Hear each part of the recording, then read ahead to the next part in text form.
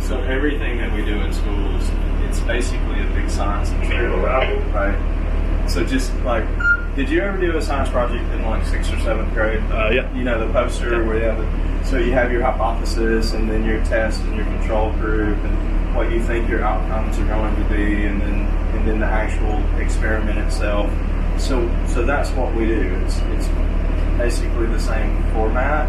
You hypothesize when you write a grant, and you say we're gonna write this way. Here's what we believe that we should be able to accomplish, and here's how we're going to conduct the experiment, or the school's receiving, or the students receiving treatment, right? So it's like a treatment group, and then you have the control or the comparison group. The comparison group, it's the same way as in like your 6th grade science experiment. The comparison group, it's students, it's schools, youth populations who receive nothing additional than what they would normally receive in the course of their day-to-day or in the course of the school's curriculum. Does that make sense? Like, so we go in and we say, okay, we suspect peer-to-peer, or we suspect the relentless, mentoring program. We expect that implementation to produce this result. This is what we're looking for. So for our matters, we're looking for like anywhere between a 6 and a 12% increase over baseline. So what does that mean? So a 6% increase over baseline, let's say 30% of the kids, 30% of the students say on their pre-survey, right, baseline, 30% of the students say that they think being involved in a sexually active relationship before a committed relationship or before marriage, they think that that's a bad idea, right? So what if we can increase that intention of students to 35% or 40% or 45% who say that, hey, you know what, we think being sexually involved at a young age is probably not the most healthy thing for me to do. So if we can increase those, if we can like students' attitudes and convictions, and even actions or behaviors toward an area and toward a subject matter,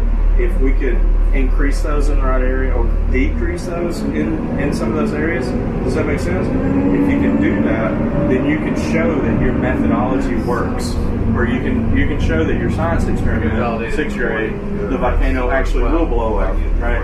So that's kind of the big idea. And here's the thing, here's what I believe that we can do. If we can scale this thing and replicate it in communities of all walks of life, demographics, socioeconomics, urban environments, rural environments, and everywhere in between, we can do that, we can scale, then we potentially have a solution, or at least a part of the solution, for youth culture. And this is the whole thing where I believe, and I'll go back to the Parkland thing here, a 19-year-old kid with autism, here's what I'm wondering. My wife works with kids who have mental illness.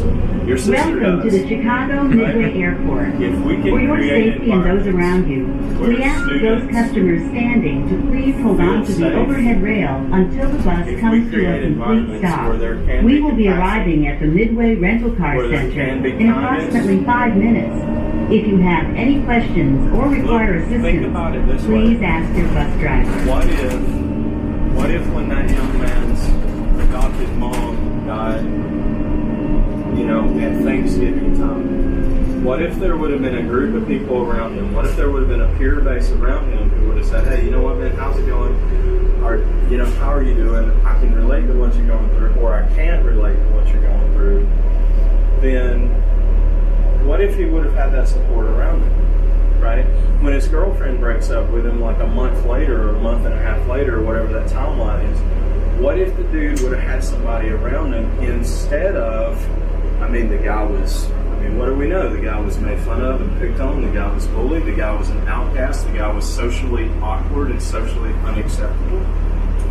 If there would have been a support environment in place for that guy, instead of what is typically indicative to adolescent behavior, and adolescent behavior is by and large narcissistic. Adolescent behavior is by and large seeking to be inclusive for everything that looks like its own, right? And adolescent mindset is it wants to belong, it wants to fit in. It also, right, so it needs to be accepted, but what if you're the guy who's not accepted?